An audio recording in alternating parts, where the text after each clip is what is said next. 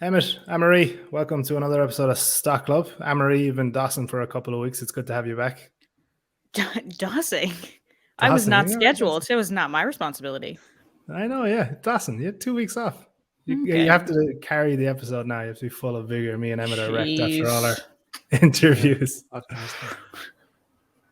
You're ready to talk. By the You're way, ready for to talk. our American listeners, Mike, you better say what dossing is, because I wouldn't be surprised if the Irish vernacular doesn't translate too well overseas. What is Dawson? Skiving. Doing nothing. Yeah, but it makes it sound like I ran away. Well, I was told not to come. You just weren't invited. Stay away. It did I didn't skip class. It was canceled. We were saving you up to talk about semiconductors this week. You had to have man. all of your energy. Yeah, true. Yeah. Well, I think that's the place to start, because there's only one business. There's only one business on the stock market these days. If you look at Twitter or CNBC or Wall Street Journal or Bloomberg, and that's Nvidia. On Tuesday, the chip maker joined the elusive $1 trillion club, with the stock up almost 200% year to date, as it becomes the poster boy for this AI hype cycle, I suppose. Before we talk Nvidia, there are 6 other companies that have reached $1 trillion status. Name them as fast as you can. Apple, Microsoft, Google, Amazon. Go on, Meta? Anne-Marie, you can do it. Meta, yeah. Meta touched it. So it's 5. One more. Oh, yeah, Tesla touched it for a while. Tesla was up, yeah. Yeah. So there's 5. Well, no, Nvidia touched it. It's kind of flirting on the border, but it crossed it. Amazon, Microsoft, Google, and Apple are all long in there, and Facebook and Tesla dropped down.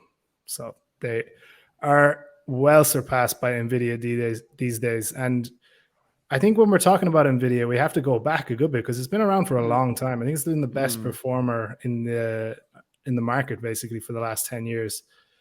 But it's always been kind of serving these niche industries like gaming first, and then it was behind the crypto and Bitcoin mining and everything else. So Emmett, can you give us a little backstory on how we got here and how everybody and their mother is talking about this stock right now?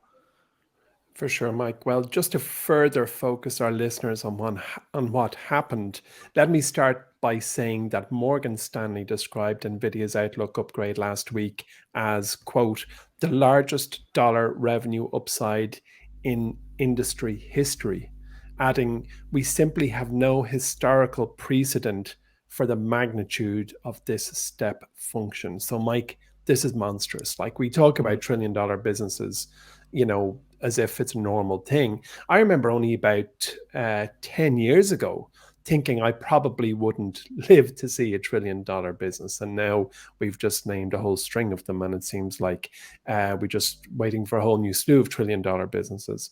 Well, anyway, so in short, Nvidia's chips, as I'm sure a lot of our listeners already know, they power AI applications. That's their hot thing at the moment, including ChatGPT. And it's really the hottest property because big tech companies and cloud computing providers are in a mad race at the moment to upgrade their data center technology for what Nvidia's founding CEO Jensen Huang declared as the tipping point of a new computing era. So we really are looking at something just seismic. So anyway, you asked me about the history of the business. So let me rewind a bit. Silicon Valley-based Nvidia began about 30 years ago by targeting the niche market of 3D computer graphics. And apparently the 3 co-founders, Huang and a guy called Malachovsky and another guy called Curtis Priem, they came up with the idea for Nvidia in a Denny's in San Jose in 1993 over coffee, and they decided that they had the resources and the vision to create this new chipset manufacturer. And the modern graphics processor as we know it, or as most gamers know it now, it didn't exist then. And Wang himself was an avid gamer, and they believed that there was this giant opportunity out there to create a better chipset specifically for gaming. And that was around 1993. And in 1995, they launched their first product, which was called the V1, and it really wasn't successful at all due to its interface, apparently, and seemingly this product nearly bankrupt the company. It was basically a $10 million failure, and at that time they had to lay off half of their 80 employees, and it was the first iteration of the business was not pretty. Fast forward another 2 years, 1997, and the company had its first success with its Riva or IVA series of graphic processors, which were some of the first to deliver pretty good quality 3D acceleration for home computers. And I do remember at the time there was some noise about it. And again, another 2 years later, 1999, and they introduced this GeForce 256, which was the world's first GPU. And the term GPU was coined by Nvidia, a graphic processor unit, to represent a single chip processor that could accelerate graphics and deliver a significant performance boost. So what we were looking at really back in the late 90s was a chipset manufacturer that had identified a niche and was starting to create new rules in that industry. A year later, in the year 2000, all in gaming, basically, wasn't it? All in gaming. I mean, the future was gaming. The future still is gaming. I mean, digital gaming, online gaming is going to continue to grow, and they really had the foresight on this. So the next year, in the year 2000, they went public. I think it was a January IPO, and since then it's been like basically 1,000 bagger. So there you have it. Stick your 100 baggers up your jumper, like 1,000 bagger. That's what we need to find, guys. It's just like 3 stocks. Exactly, yeah. So it's been more or less 1,000 baggers since it floated. I think it might be a 920 bagger. Let's not fall out over it. So obviously they got it. Most businesses, when they IPO, the first few years are pretty unglamorous, and that was, I think, the case for Nvidia. 2006, it launched its first mobile GPU for notebooks, and that line started to grow, especially with the rise of mobile computing, which was really the hot mega trend of around 2006. And then you just jump forward another 6 years to 2012, and it moved into the smartphone market with a chip called the Tegra 3. And it was powering devices like the Microsoft Surface, which again was one of these products that was most people interacted with or saw, but nobody really had a practical application for it or used it. In the Steve Ballmer graveyard of failed Microsoft products. Actually, very, very good point. It's true. I suppose slightly more applicable it was a chip also used in the Google Nexus 7. But these are products that were just, I don't want to call them vanity projects because frankly, they were designed to be commercially successful, but they were just a little too early and just not too user-friendly.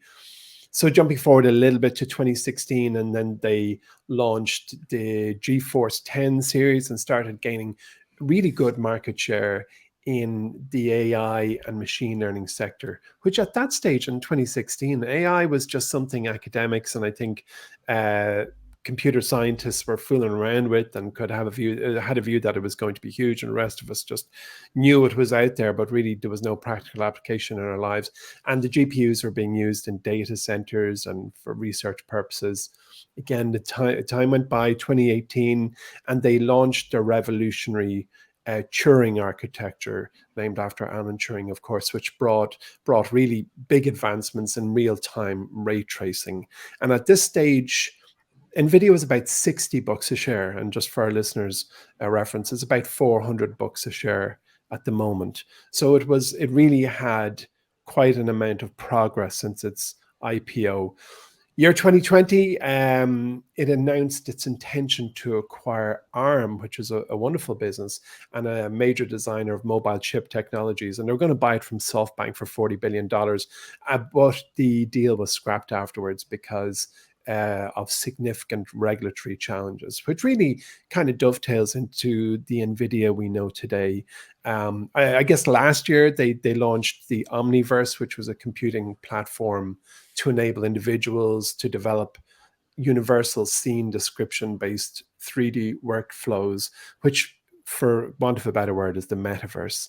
But really what we're looking at now is the de facto chipset manufacturer for an AI powered world. So it's been a business that listeners and I suppose readers of my own content for years will know that I've always avoided chip manufacturers. I was a very, in my own life, early investor in Intel, and it's a very difficult industry to follow.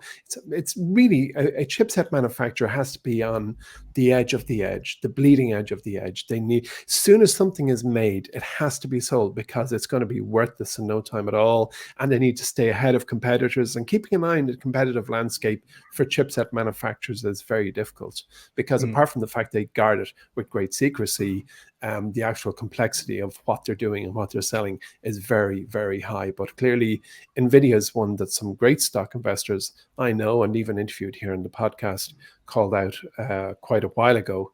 And here we are, $1 trillion chipset manufacturer.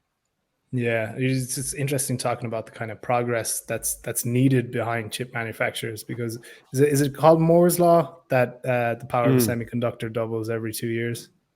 Yeah, exactly. So that puts it into context, that like the pressure these companies would feel, because that's the pace at which they have to keep, and the innovation which has to be there as well. But speaking specifically of how Nvidia's got to this point in terms of AI, what's the secret sauce here that's given it such market dominance? Because the other chip makers aren't being talked about in this conversation at all, in comparison to Nvidia, at least. Yeah, you got to put it down to this high-powered chip that they've produced called the H100, and it's become essential to building generative AI systems. So it's considered to be one of the must-have building blocks in AI systems, and it's capable of creating texts and images and basically visuals that are as close to what a human can create as possible. And generative AI, it really promises to unleash all types of productivity tools, the likes of which we've spoken about here in Stock Club in the recent past on all things AI, and in turn shake up jobs and industries and so on. But it's down to this chip, the H100, which is the chip to have in an AI-powered world. And I think the big question now, Anne-Marie, I'm going to switch to you, is we've talked the business, but let's talk the stock. And I think my question is, are investors getting ahead of themselves, basically? So we saw a $700 billion company jump 25% in one day. I think, Emma, you touched on that with the analyst call of like the biggest revenue beat ever. But I think in terms of actual dollar numbers, was this the largest jump a stock made in history? If not, it was close anyway. So yeah. I can't get over the feeling that we're just getting a little overexcited, at least on the market. And I'm not saying that the business potential isn't there, but that investing wise, maybe we're getting ahead of our skis. Yeah, it is. The stock is expensive, like arguably like prohibitively expensive. And that is a difficult label to apply when you're focused on long-term investing, because it's always that thing of, well, if you plan to hold the stock for decades to come, it's kind of fine. But it's at, what is it? It's at more than 25x right now. It's almost at 40x, not I think sales. It's near 40 times price to sales. Yeah. Yeah. Like that is a hefty pill to swallow. And like, I think there's a combination of things that I think that has done this. There's the AI hype. Everyone wants to be associated with AI. You know, Nvidia has long been heralded as AI central. When I think it was when ARK Invest began to talk about AI seriously in 2014, the stock that they identified as being the one to follow was Nvidia.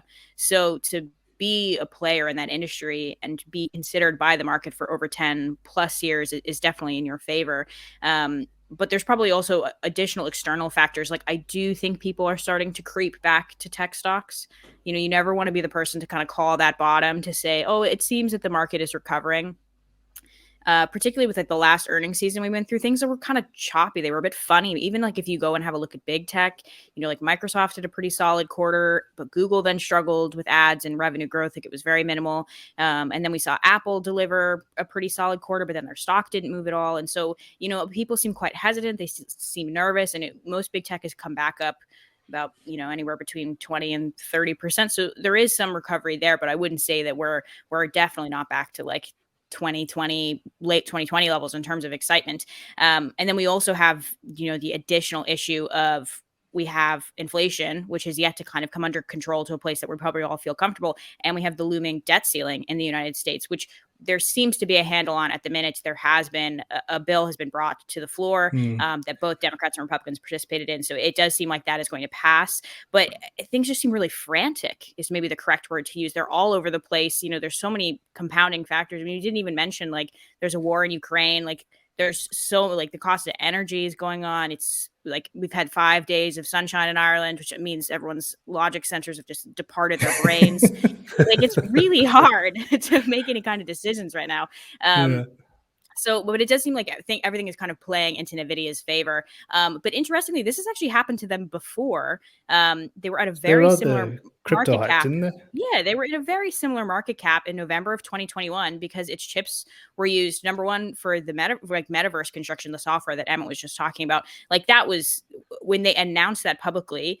It was somewhat of a play to be like, us too, we are also part of the metaverse, which is something we're seeing across the market. We keep seeing people going around and counting up the number of times that AI is mentioned in earnings calls. It was the exact same thing last year with the metaverse. Everyone was just like, yes, we are also powered by the metaverse. And it'd be like the FedEx earnings call. And you were like, how are you going to... Before that is we're holding Bitcoin on the balance sheet. I remember that phase as well. Just such ridiculous things. So they did kind of ride every that trend. every time it seems to be powered by Nvidia. Yeah, to be fair. I think Nvidia might have a cheap hype officer in there somewhere. Yeah. And they're like, what's the next what's the next one? What's the next perfect word that we need to have on our our earnings call for the next trend in the internet or whatever? But back in November of 2021, exact same thing. They had this massive earnings beat, which was fueled by things like crypto and the metaverse, and the stock popped 25%. It pushed them up to about $350 a share. Everyone was going, Jesus. It was trading at a huge multiple. And then we had this big crash because in the summer of 2022, earnings slowed due to a drop off in crypto mining. And that meant that the CMP unit, which is used for mining, it meant sales of that dropped. It was something like in the second quarter, they dropped 77% quarter over quarter. That's an astounding revenue drop. And then it also said that it wasn't making as much on gaming. We saw that across the board. Like Roblox also wasn't making a lot during that period. And it meant they had to adjust their earnings by $2 billion. Imagine going from, we expect $8 billion to $6 billion. Like that's a huge drop. And it brought the price back down to about $125 a share. So it's a very erratic stock. Even though it's huge and it has this $1 trillion label, it still moves like it's a micro cap, up and down and up and down. And I kind of took there's a bit of solace in what ARK Invest tweeted out, which was since 2014, ARK Invest has believed that Nvidia saw the AI future before most other chip companies, and now we believe it will continue to power the AI age. However, at 25x expected revenue for this year, Nvidia is priced ahead of the curve. And that is a direct quote from Kathy Wood. So, even if they're one of their biggest proponents, one of their earliest identifiers is probably definitely happy about this, it is pretty telling to even have them come out and say, "Ooh, like this is a bit expensive at the minute." So there may well be another correction. She's also covering her back there because I think she sold a bunch like right before this. Yeah, like all took off, which is tough. 3 or 4 months ago, yeah, I think they liquidated, if not the entirety of their Nvidia stock, a significant portion of it, but they have been holding it for a long time. So they probably have a pretty decent return, but you never want to be that person who made that rebalancing call. No, that's not a great look. So look, we know it's hypey and we know that, well, I'm not going to say this because I'm going to sound like an idiot in about a month's time, but I'm not going anywhere near investing in Nvidia at 40 times sales. That's a fact. Where are the other options for investors to kind of jump on this AI bandwagon without paying through the teeth, basically? Yeah. There's a couple to consider, which the way I went about it was to just go further up the food chain. So it's who is feeding Nvidia. And so for that, you can go to semiconductor companies and have a look at them. There's kind of two that are worth mentioning. There's ASML, which is based out of Amsterdam. And then there's TSMC, which is Taiwan Semiconductor Manufacturing Company, which is in the news a lot. It is quite famous. When Nvidia had this big beat, both of their stocks went up, but it wasn't this massive jump. ASML was up 5%. TSMC closed about 3% higher. So there was an improvement there. ASML is currently trading about 9 price to sales, which is not too bad. It trades in Amsterdam under ASML, but it is also has an ADR on the NASDAQ with the same ticker ASML. So if you want to take a look at them, they control about 7.6% of that total market. So small player, but they're growing really quickly. They've had significant growth over the last 4 quarters. Their most recent quarter, they brought in $6.7 billion and had 90% year-over-year revenue growth. So really, really rapid growth there. It seems to be some of that is being fueled by people looking for geographic diversity within this market. As we've talked about probably over the last year, there is a consolidation issue in the chip market, and that is heavily based in Taiwan. And that has just, I think we began to identify the issue during COVID when there were shipping difficulties, and now it's become even more pressing because of, the geopolitical climate between Taiwan and China. And, you just would like to have a couple more manufacturers in play here. But it is probably still worth looking at TSMC. They trade on the Taiwan Stock Exchange with the ticker 2330. They also have an ADR in the New York Stock Exchange with TSM as the ticker. Their current price to sales is 5.14, which is not too bad. And they control 58% of the semiconductor market, which is significant. However, their revenue at the minute is a little bit more choppy. They only grew about 4% last quarter, but they have been growing about 40% over the quarters before that. So they're a little bit more choppy, but I would probably put that down to the geopolitical concerns and, people looking for diversification. But the company itself is looking to diversify. They, 9-ish months ago, signed that big deal with the Biden administration where they were going to take money from the CHIPS Act, and they were opening 2 facilities in Arizona. It's also worth mentioning, didn't Berkshire take a big piece of Berkshire took a punt. I'm not sure if they're still in it though. Yeah. I remember that it was a big one for Warren Buffett because it's kind of there's a very real and obvious risk there in terms of the geopolitical factors of it all. Yeah. But he might have been looking at a company that was undervalued, for how critical it is really for the development of all of this tech. So those are both worth taking a look at. I have a really dark horse, which is a bit ironic with the opener that Emmett gave us, but actually Intel might have a horse in this game. They've been really big into developing semiconductors. And interestingly, the CEO of Nvidia, he said in a recent Q&A session that they had been trialing products that had come from Intel, and they were impressed. They said that they liked it, and they said that they were looking for new manufacturing partners because they're partnered with both of the semiconductor players I just mentioned, but they're always looking for new people because they just need to keep up with demand, and they're also worried about diversification of providers and that type of thing. So there is Intel. However, Intel is like, it's not great because the company is so big and it has its foot in so many different areas that any kind of exciting growth that they're able to get out of the semiconductor industry is going to be completely diluted out by all of its other horrible bets on things. Like I went and took a look at their revenue growth.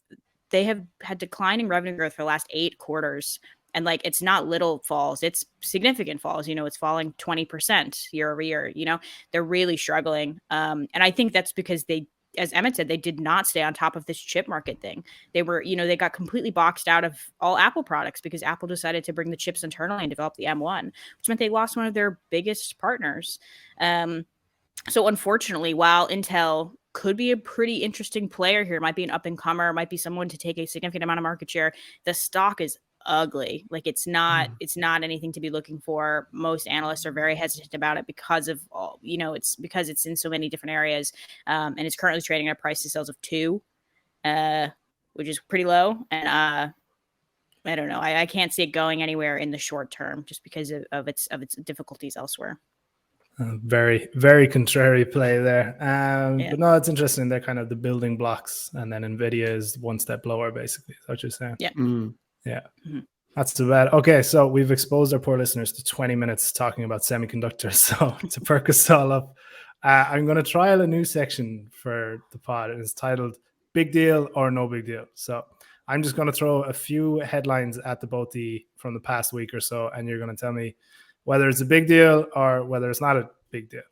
Pretty simple, I hope. So, Anne-Marie, the first headline I've got for you is, this is Instagram's new Twitter competitor. So Instagram is launching a text-based app that will act as a competitor to Twitter, hopefully with fewer awfulness of Twitters. Is this a big deal or not a big deal? Ironically, when we developed this segment, you were like, oh, should we use traffic lights? And we were like, no, it's not quite a traffic light thing. But unfortunately for this, it's like a medium deal.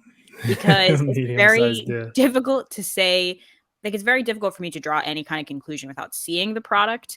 That being said, Meta is not the best at bringing out new products. They do not have a great track record of that. They are pretty good at stealing features and putting them into existing products, but they've never had much success in like going out on their own. The way it currently looks, it's going to be a companion app to Insta. So your profile is just going to carry over onto this new infrastructure. But they have had to, they've been forced to allow this app to be like compatible with other text-based apps like Mastodon. So people can would be able to follow you from Mastodon on this, but they wouldn't need to create their own, Instagram account.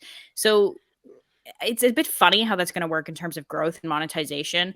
There is some conjecture here that they've been testing this for a bit because there has been more and more screenshots of tweets showing up on the Instagram Explorer feed, which I think is them trying to be like, how interested are people in words?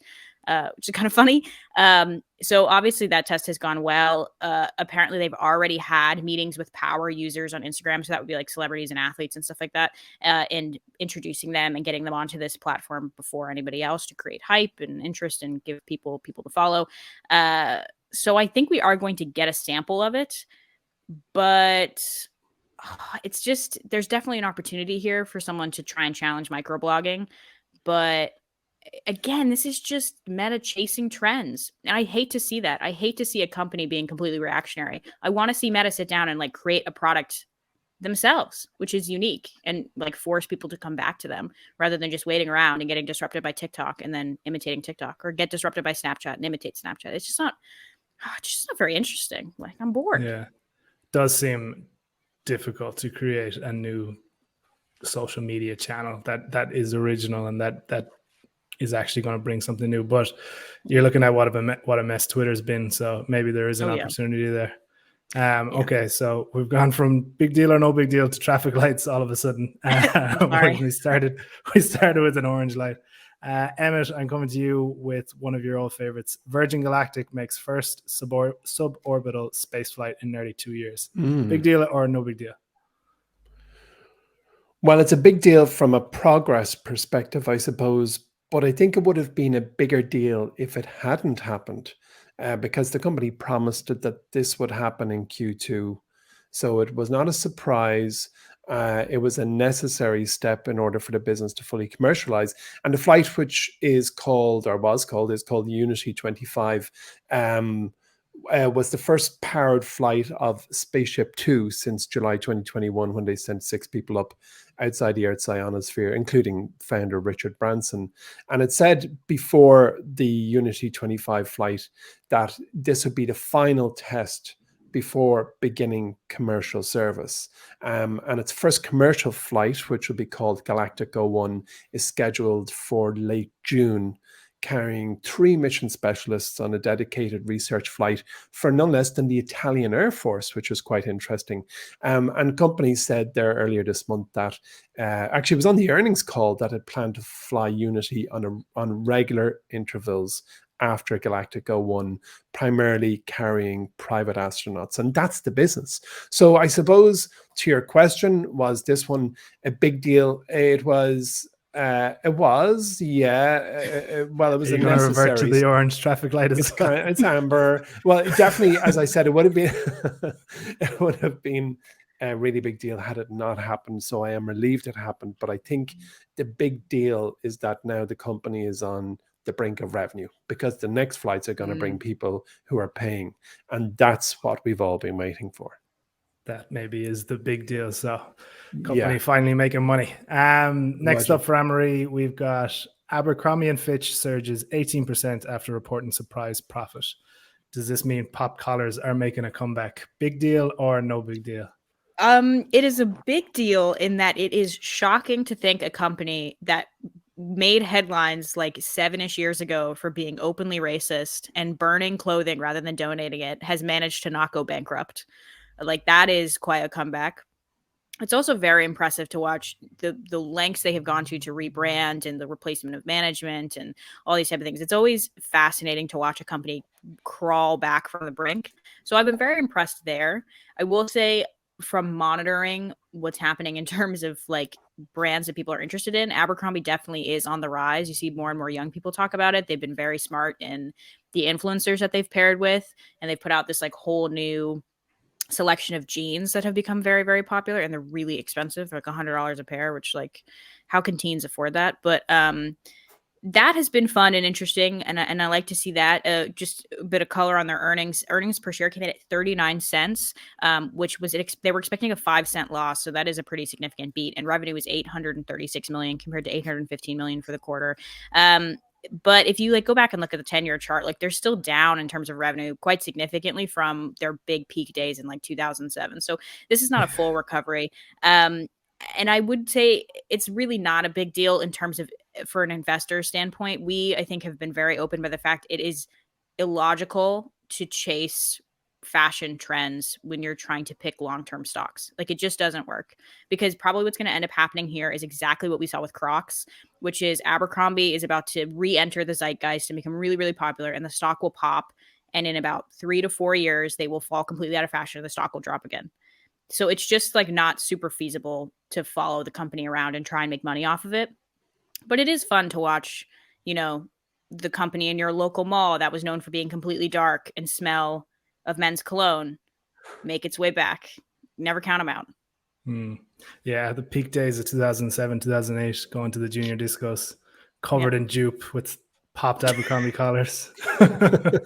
Or it was like so bizarre. Do you remember when they had models stand outside all the stores? They just had shirtless men outside all the stores to lure in teens. Like, what? Didn't they have a thing where they only hired like the best looking people in the town to work there? There's a documentary about that on Amazon Prime, which is definitely worth watching, because a girl like a 20-something-year-old girl was like, I was fired for not being good looking enough, and she was able to prove it and won a huge lawsuit. A bunch of ex-Abercrombie employees all got together and filed a class action. So it's fascinating to watch that company survive. But it says a lot about like how difficult fashion is. I just read an article about the company that owns Supreme and Vans and how up and down it's been for them, and like the difference between scarcity and then once you get mass market appeal, that's actually like the start of your downfall, basically. Oh yeah. So, yeah, it's a very difficult industry. I think, Emmett, you've always said no fashion and no pharma, wouldn't it?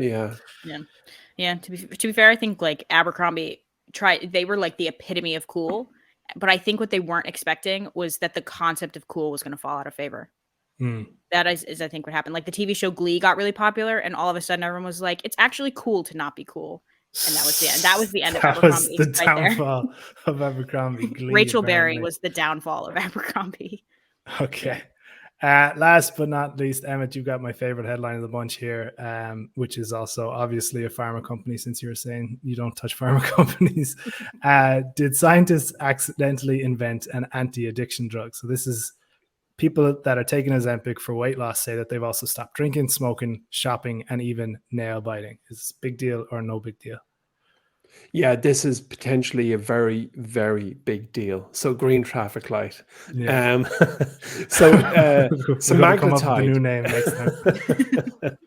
No, it is. It's a very, very big deal potentially. And this semaglutide, which I think is the generic name for Ozempic, has skyrocketed in popularity, as we discussed in a podcast not too long ago. And patients have been showing some really curious effects that go beyond just appetite suppression. As you said, Mike, they're talking about losing interest in a lot of compulsive and addictive behaviors, I suppose. And that's drinking, smoking, shopping, biting nails, fidgeting, picking at skin, like all these. Honestly, this is the truth. This is what is being reported. That's a really big deal. I mean, what we thought, okay, look, I'll inject that and I'll lose 15% of my body weight, but no, I'll also stop biting my nails. This is like some kind of strange panacea that has just presented itself into humanity's consciousness. So not everyone on the drug is experiencing these, I suppose, positive side effects, and there's not enough there that addiction researchers are saying it's the answer, but they are paying attention. And for years now, scientists have been testing whether drugs similar to semaglutide or Ozempic can curb the use of booze and cocaine and nicotine and opioids and in lab animals with promising results. So what we're seeing now is that this chemical semaglutide, marketed as Ozempic, it seems to work in animals, and patients are saying, yes, I've stopped doing that other thing that I didn't want to be doing, and that is quite. I don't. I mean, I haven't gone too deep into the subject, but you got to question the nature of addiction if it stops you fidgeting or picking at skins or having a tick or whatever it is. But so it seems that like semaglutide is going to be way more useful in humanity's kind of distractions and problems, and it could ultimately change the way the brain's fundamental reward circuitry behaves. So it's a very, very big deal. So not only are we going to lose weight, but we're going to skip drinking ourselves under the couch after work. Yeah, it is scary to, well, maybe not scary, but like to think that this could have a control over your compulsions, basically. Do you know what I mean? Like this could stop people spending so much time on social media. Unbelievable. I mean, you know, you think of maybe a gambling addiction. Yeah, that there's a big movement, certainly in Ireland, around schools to alert children and teens against the dangers of gambling and the addictive qualities of gambling, I suppose. And if what we're hearing is true, well, then you can actually address that addiction with a drug. And nobody, again, would have thought that that was possible, or at least I certainly would have thought it was possible not too long ago. Facebook will be launching a version of this next. That'll be their next revenue stream. They'll be like, we are coming out with an injectable drug that stops you needing to scroll on Instagram every 3 hours. We're coming out with an injectable drug that stops you wanting to invest in stocks. It's like, what? Down with that kind of thing. Oh, not too bad. Okay. Right. If you're still listening to us after that, you're going to love reading from us. So we are delivering to your inbox one of the most unique products on the market, and it's completely free. No one else is covering the markets we cover with Charging and Ferris, where we deliver to you a new weekly stock pitch that could be from Amsterdam, Tokyo, Paris. Ireland's finest is even on the show, even going to be on your inbox this week on the show. So that is a completely free stock pitch every week. You'll have it read in about 30 seconds, and we can almost guarantee most of these companies are going to be brand new to you. So this is where you get an edge. Sign up now in the show notes for this episode. Mike, on that, I just want to say something about Charging and Fearless. Years ago, when I founded MyWallSt, somebody in Silicon Valley said, build a product that you always wish you had, that you would use all the time. And every Tuesday, I really look forward to seeing Charging and Fearless if I haven't jumped in to the server to see what it's churning out. And it's but it is really awesome. It is brilliant. I love the service, and it's so easy to digest, and it's easy on the eye. And as you said, it brings you an idea that probably you wouldn't encounter anywhere else. So hats off to us. I have one. I'm preparing the one for next week, and it is such a weird company, and it's brilliant. It's so smart. It's a French company, and you'll be so shocked when you see it. It's a face melter. It's really good. It's like so stupid, but it's genius. Yeah. Right, aren't we great for patting ourselves on the back anyways? We are, yeah. Hold on, can I take a guess? Go on. Flammel Technologies.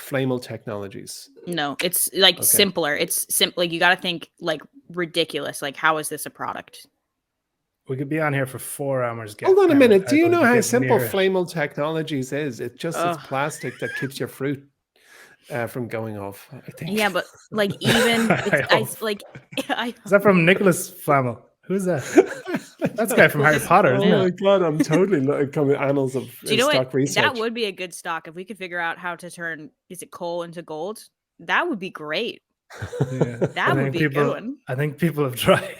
Yes, exactly. They wrote a book about it. Yeah, exactly. All right. We're going to finish up with a mailbag this week. And Emmett, this one came with your name on it. So all right. He is a young graduate, and he's wondering what percentage of his portfolio should be in cash. Yeah. Okay. So to our listener who asked that question, the first rule is always have 6 months of live cash in the bank. Don't go near, the building up cash in your stock portfolio until you have at least a half a year's runway doing the things you do, not kind of putting yourself out on an edge to just kind of build up cash in your folio. Just make sure you save up and have 6 months of expenses in the bank, and also pay off your short-term debt like credit card debt, because it's really expensive and it's crazy. So presuming the listener is on top of that and they're now in that privileged, and it is a privileged position where you can now start to save a little and invest it in shares. I'm going to tell you what I've personally never, ever in my life have I had more than 5% in cash. I've always been fully invested since I got out of college in 96, got my first job, built up that kind of 6 month runway, and I was invest. In fact, I'm kind of telling a white lie. I went straight to investing, but I managed to get the 6 month thing under control.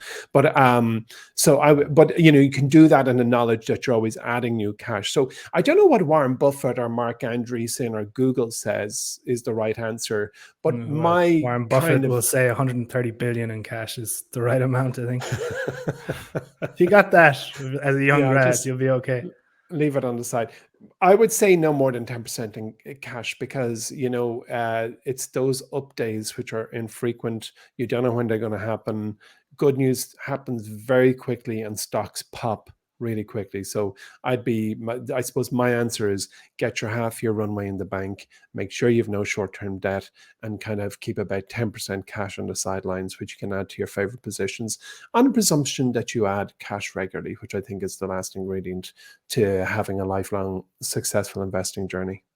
And I suppose in that situation, when you're having too much cash on the sidelines, it almost becomes a time in the market thing, which it does. And it's burning a hole. I don't know about anyone else. It burns a hole in my pocket. I can't bear to see cash, evidently. Give me more of that flannel technologies. Yeah, I suppose what you're basically saying, and it's kind of what we've always said at MyWallSt, is in some form invest periodically, if it's once a month or whatever else, and that just builds a habit that will do you for the rest of your life, basically. Exactly. Yeah.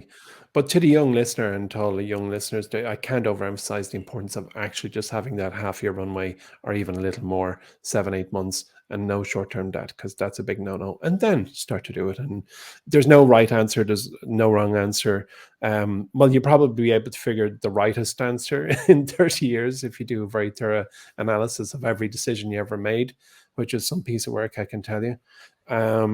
I can tell you as a fact, but still, I'm 5 to 10% cash is where I would go. Okay, good stuff. All right, we're going to leave it there. Thanks very much, Anne-Marie and Emma, for joining me, and thanks everyone for listening. Remember, if you have any questions you'd like answered or elevator pitches you'd like us to tackle, make sure to get in touch. You can find us on Twitter at MyWallStHQ, on TikTok at MyWallSt, or simply just email us at pod@mywallstreet.com. If you're enjoying the show, leave us a review and tell your friends about us. And that's it. Thanks for joining us today, and we'll talk to you next week.